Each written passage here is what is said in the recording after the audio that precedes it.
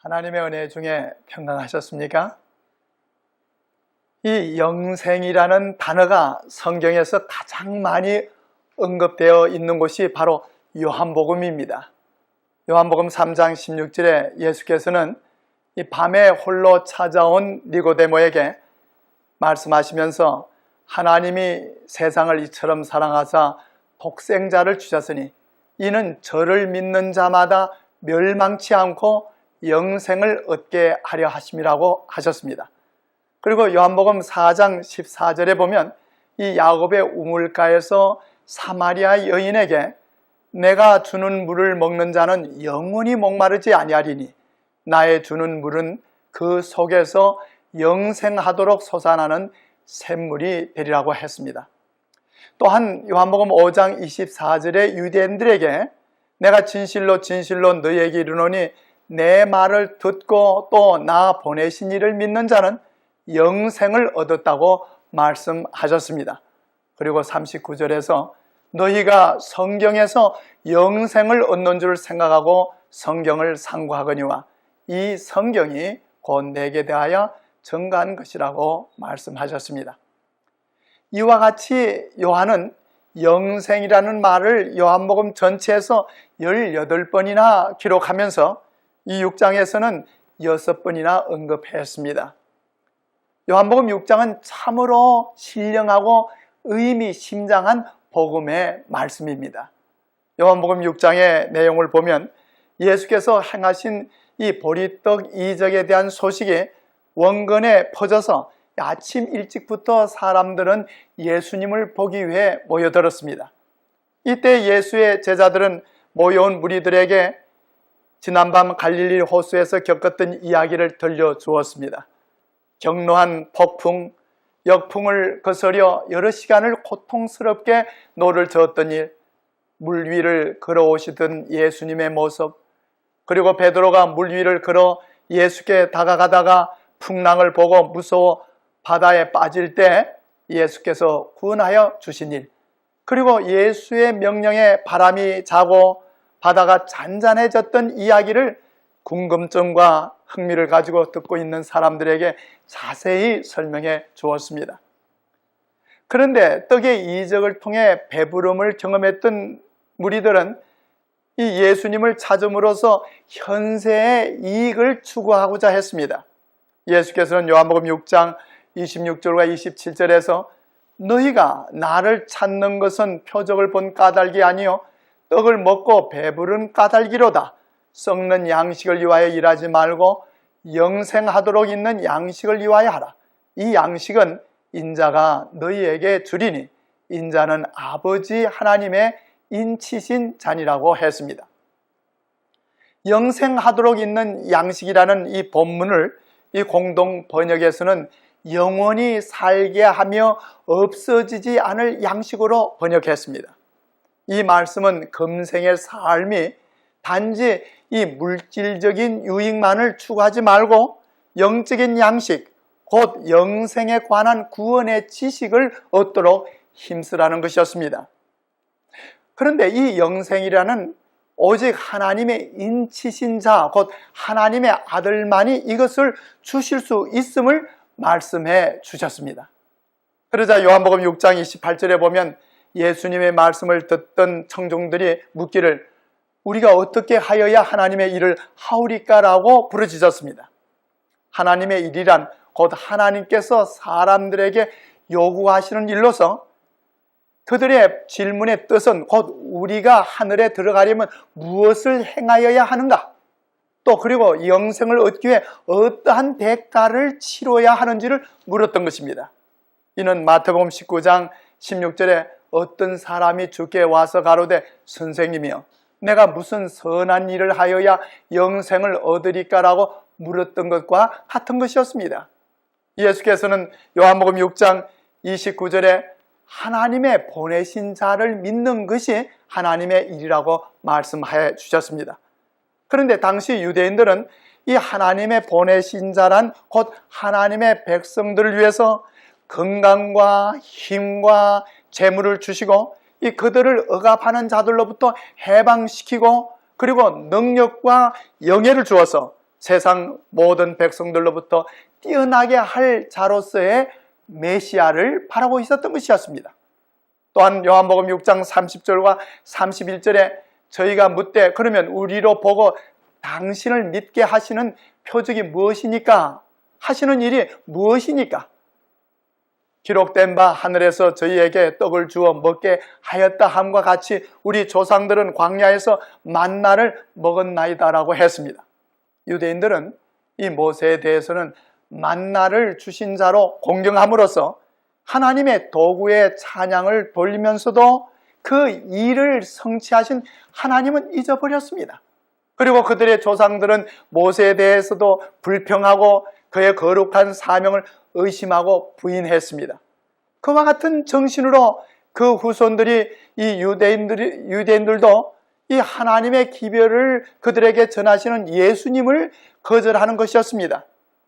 요한복음 6장 32절과 33절에 예수께서는 하늘에서 내린 떡은 모세가 준 것이 아니라 오직 내 아버지가 하늘에서 내린 참떡을 너희에게 주시나니 하나님의 떡은 하늘에서 내려 세상에게 생명을 주는 것이라고 말씀해 주셨습니다. 그런데 예수님의 말씀을 듣는 이 무리 중 어떤 사는 여전히 예수께서 이 세상의 양식에 대해서 말씀하시는 줄로 생각하고 주여 이 떡을 항상 우리에게 주소서라고 부르짖었습니다. 그때 예수께서는 내가 곧 생명의 떡이라고 명백히 말씀하셨습니다. 이 생명의 본질이신 예수께서는 그 안에 본래적이며 빌려오지 않고 파생되지 않은 생명을 가지신 분으로서 이 생명의 떡으로 자신을 상징해 말씀해 주셨습니다. 떡은 생명을 위한 양식으로 생명을 유지하기 위해서는 필수적인 것입니다. 그런데 모세는 신명기 8장 3절에 기록하기를 사람이 떡으로만 사는 것이 아니요 여호와의 입에서 나오는 모든 말씀으로 사는 것이라고 했습니다. 예레미야 15장 16절에 내가 주의 말씀을 얻어먹었사오니 주의 말씀은 내게 기쁨과 내 마음의 즐거움이라고 했습니다. 이 고대 유대인들은 이 하나님이 시내산에서 준 말씀을 생명의 말씀으로 묘사했습니다. 그리하여 저들 유대인들이 만일 성경을 올바르게 이해했더라면 예수께서 내가 곧 생명의 떡이라고 말씀하셨을 때 그 뜻을 이해했었을 것이었습니다. 그리고 예수께서는 요한복음 6장 44절과 45절에서 나를 보내신 아버지께서 이끌지 아니하면 아무라도 내게 올 수 없으니 오는 그를 내가 마지막 날에 다시 살리리라. 선지자의 글에 저희가 다 하나님의 가르치심을 받으리라 기록되었은저 아버지께 듣고 배운 사람마다 내게로 오느니라고 하셨습니다. 이는 하늘 아버지의 이끄심에 응답하는 자들 외에는 아무도 예수께로 나올 수 없음을 말씀하신 것입니다. 그런데 하나님께서는 모든 사람들을 당신께로 이끄시지만은 그 이끄심에 저항하는 자들은 예수 그리스도께 나오기를 거절하는 것입니다. 예수께서는 요한복음 6장 47절과 48절에서 다시 언급하시기를 진실로 진실로 너희에게 이르노니 믿는 자는 영생을 가졌나니 내가 곧 생명의 떡이라고 하셨습니다.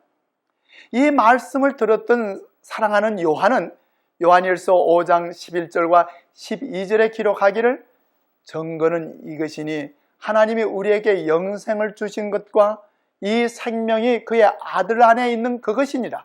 아들이 있는 자에게는 생명이 있는 것이라고 했습니다. 그리하여 예수께서는 요한복음 6장 39절에서 당신께 속한 자들을 내가 마지막 날에 다시 살리라고 말씀하신 것입니다. 예수께서는 우리와 같이 한 육체가 되신 것은 우리가 그와 더불어 한 정신이 되게 하시기 위함이었습니다. 예수께서는 본장에서 이 3번씩이나 내가 마지막 날에 다시 살리라고 하셨습니다. 이는 요한복음 11장 24절에 마지막 날 부활을 의미하는 것으로서 우리가 마지막 날 무덤에서 나오게 되는 것은 그리스도의 능력에 나타남 뿐만 아니라 믿음으로 말미암아 예수의 생명이 우리의 것이 되었기 때문인 것입니다. 그러므로 예수 그리스도를 구주로 믿는 자들은 영생을 얻는 것입니다. 예수께서는 다시 말씀하시기를 요한복음 6장 51절에 나는 하늘로서 내려온 산떡이니 사람이 이 떡을 먹으면 영생하리라. 나의 줄 떡은 곧 세상의 생명을 위한 내 살이라고 하셨습니다. 이렇게 말씀하신 것은 예수께서는 당신의 죽으심으로 말미암아 사람들에게 생명을 주실 수 있음을 뜻하신 것이었습니다. 그러자 유대 종교 지도자들인 이 랍비들은 성을 내면서 이 사람이 어찌 능히 제 살을 우리에게 주어 먹게 하겠느냐고 반문했습니다. 요한복음 3장 3절과 4절에 보면 예수께서 니고데모에게 누구든지 다시 나지 않으면 하나님의 나라를 볼 수 없다고 하시자 이 니고데모가 묻기를 사람이 늙은 뒤에 어떻게 다시 태어날 수 있겠습니까? 어머니 뱃속에 다시 들어갔다가 태어날 수야 없지 않습니까? 라고 물었던 말과 같은 질문이었습니다. 그들은 어느 정도 예수님의 말씀의 의미를 이해는 했지만은 그것을 기꺼이 시인하려고 하지 않았고 도리어 말씀을 곡해함으로써 편견을 품게 되었던 것입니다. 예수께서는 다시 요한복음 6장 55절과 56절에 이르시기를 내 살은 참된 양식이요 내 피는 참된 음료로다. 내 살을 먹고 내 피를 마시는 자는 내 안에 거하고 나도 그 안에 거하느니라고 하셨습니다. 이는 우리가 예수 그리스도를 구주로 믿음으로써 예수께서 우리의 죄를 위해 돌아가신 것과 우리가 그를 개인의 구주로 받아들임으로 구원을 받게 됨을 의미하는 것입니다. 우리가 예수와 같이 되는 것은 그의 사랑을 바라보고 그의 사랑을 깊이 생각하고 거기에서 깊은 감명을 받음으로 말미암아 이루게 되는 것입니다. 섭취한 양식이 이 신체에 영향을 주듯이 우리가 구주로 믿고 받아들인 예수님을 우리의 심령에 영향을 끼치게 하게 함으로써 그것이 우리에게 생동하는 생명력이 되는 것을 의미하는 것입니다.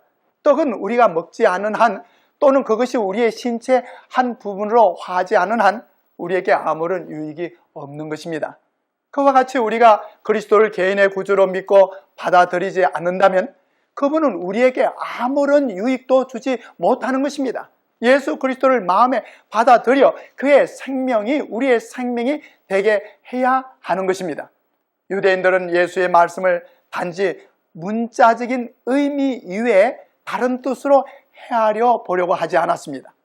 요한복음 6장 60절에 보면 심지어는 이 대부분의 제자들까지라도 이 말씀은 어렵도다 누가 들을 수 있느냐고 했던 것입니다. 그러자 예수께서는 63절에 이르시기를 살리는 것은 영이니 육은 무익하니라. 내가 너희에게 이른 말이 영이요 생명이라고 천명하셨습니다. 세상에 생명을 주는 그리스도의 생명은 그의 말씀 가운데 있는 것입니다. 예수께서 질병을 고치시고 사기를 내쫓으신 것은 그의 말씀으로 하신 것이었습니다. 주께서는 말씀으로 바다를 잔잔케 하시고 죽은 자를 살리셨습니다. 다윗은 시편 33편 6절에 이르기를 여호와의 말씀으로 하늘이 지음이 되었다고 했고 사도 바울도 히브리 11장 3절에서 믿음으로 모든 세계가 하나님의 말씀으로 지어진 줄을 우리가 아나니라고 했습니다. 시편 107편 20절에 보면 저가 그 말씀을 보내어 저희를 고치사 위경에서 건지신다고 했고 다윗은 시편 119편 50절에 이르기를 말씀은 나의 고난 중의 위로라 주의 말씀이 나를 살리셨다고 했습니다. 이 온 성경은 예수 그리스도를 나타낸 것이며 예수께서는 당신을 따르는 자들의 믿음을 이 말씀 위에 고정시키시기를 원하셨습니다. 마태복음 4장 4절에 예수께서는 이 마귀의 시험을 받으실 때에도 이르시기를 사람이 떡으로만 살 것이 아니요 하나님의 입으로 나오는 모든 말씀으로 살 것이라고 하셨습니다. 우리의 육체의 생명이 음식에 의해 유지되는 것처럼 우리의 영적 생명도 하나님의 말씀으로 유지되는 것입니다. 사람마다 스스로 하나님의 말씀으로부터 생명을 얻어야 하는 것입니다. 자양분을 위해 스스로 먹지 않으면 안 되는 것처럼 우리도 그 말씀을 우리 각자를 위해 받지 아니하면 안 되는 것입니다. 우리는 하나님의 말씀을 이해하기 위해 성령의 도우심을 구하면서 깊은 주의를 가지고 성경을 연구해야 하는 것입니다. 우리는 성경의 한 구절을 읽을 때 이 하나님께서 우리를 위해 그 구절 가운데 넣어두신 생명의 사상과 기별을 확인하는 일에 이 마음을 집중시켜야 하는 것입니다. 그리하여 그 말씀의 사상이 우리의 사상이 되게 하기 위해 주님께서 말씀하신 뜻을 알 때까지 깊이 명상해야 하는 것입니다. 이와 같이 성경 말씀의 진리의 원칙을 믿음으로 받아들이고 그것을 소화시킬 때 그 원칙은 자신에게 있어서 생명의 원동력이 되는 것입니다. 이리하여 우리가 하나님의 말씀을 먹고 살 때 그 말씀이 영이요 생명임을 깨닫고 그 영이요 생명을 우리 스스로가 체험하게 되는 것입니다. 그리고 믿음의 눈으로 예수 그리스도를 항상 바라봄으로써 우리는 영적인 힘을 얻게 되는 것입니다. 주님께서는 줄이고 목마른 사람들에게 가장 귀중한 하늘의 계시를 나타내실 것입니다. 그리하여 예수 그리스도가 개인의 구주이심을 알게 되며 영생의 복음을 깨닫게 되는 것입니다. 요한복음 17장 3절에 영생은 오직 한 분이신 참 하나님을 알고 또 아버지께서 보내신 예수 그리스도를 아는 것이라고 말씀해 주셨습니다. 주님의 말씀은 본성적이며 땅에 속한 성정을 멸하고 그리스도 예수 안에서 새 생명을 주는 것입니다. 보혜사 성령께서는 이 주님의 말씀을 통해 우리 안에 역사하시는 것입니다. 그리하여 변화시키는 하나님의 이 은혜의 작용으로 말미암아 하나님의 형상이 신자들 안에서 재창조되고 사람들은 새로운 모습으로 변화되는 것입니다.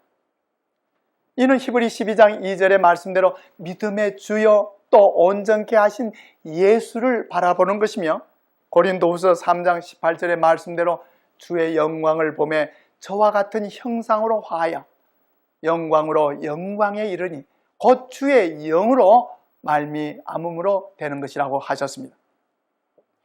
이래야 사랑이 정오를 대신하게 되고 이 마음은 신령한 모습으로 변화하게 되는 것입니다. 이것이 바로 하나님의 입에서 나오는 모든 말씀으로 사는 것입니다. 이것이 곧 하늘에서 내려온 떡 성령을 통해서 우리가 살아가는 것을 말씀하고 있는 것입니다. 그런데 이러한 신령한 말씀의 의미를 깨닫지 못하던 무리들 가운데는 예수님의 제자라고 자칭하며 주님을 따르던 자들도 있었습니다. 그들은 요한복음 6장 60절과 66절에 보면 이 제자 중 여럿이 듣고 말하되 이 말씀은 어렵도다 누가 들을 수 있느냐고 말하면서 이 제자 중 많이 물러가고 다시 그와 함께 다니지 아니했다고 했습니다. 그러므로 예수님을 따르던 많은 제자들이 예수님을 등지고 멸시하면서 떠나갔습니다. 그들은 성령의 가마가 없는 형식, 생명의 열매가 없는 껍질을 택하기로 결정했던 것입니다. 그리고 그들의 결정이 다시는 번복되지 아니하였는데 이는 그들이 주님과 함께 더 이상 같이 다니지 아니하였기 때문이었습니다. 오늘날도 진리의 말씀에 의해 죽정이는 알곡과 분리되고 있는 것입니다. 사람들은 성경의 진리가 마음속에 들어올 때 저희 생애가 하나님의 뜻과 일치하지 않는다는 것을 깨닫게 되는 것입니다. 허영심과 세상을 사랑함으로 예수님의 극기와 겸비의 생애를 따르기가 힘이 드는 것입니다.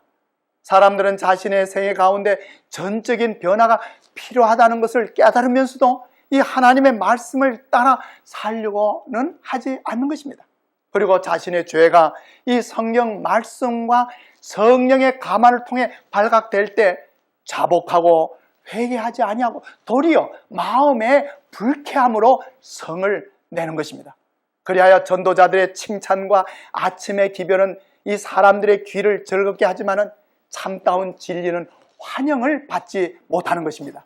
그리하여 예수님의 제자들이 이 말씀은 어렵도다 누가 들을 수 있느냐고 투덜거리면서 예수님을 떠난 것처럼 오늘날 예수님의 제자라고 자칭하는 수많은 그리스도인들이 성경 말씀의 참 진리를 떠나게 되는 것이 이러한 연후인 것입니다.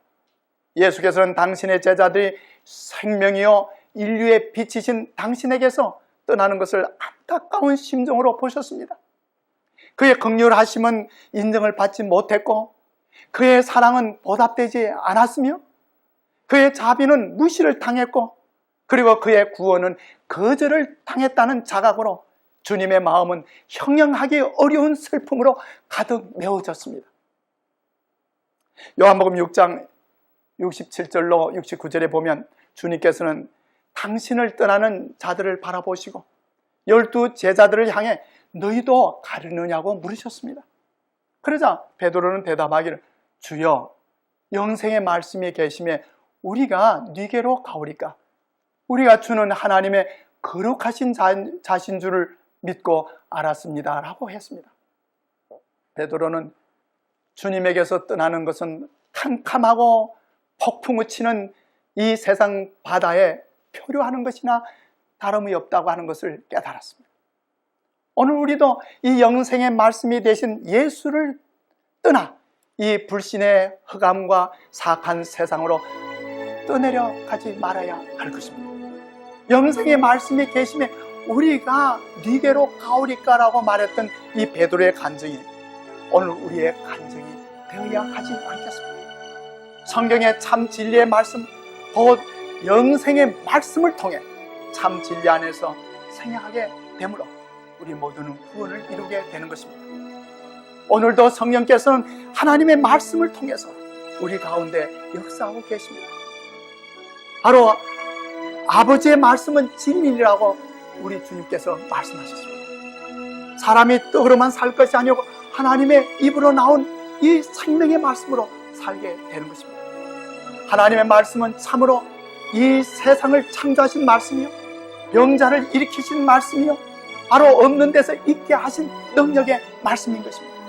하나님의 말씀은 좌우의 낯선 금과 같아서 우리를 변화시키시는데 능력의 말씀이 되는 것입니다.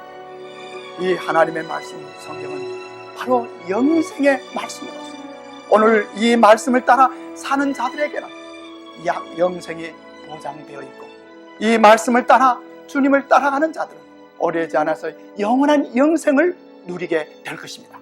이 놀라운 축복이 우리 모두에게 임하게 되기를 주님의 이름으로 간절히 기도합니다.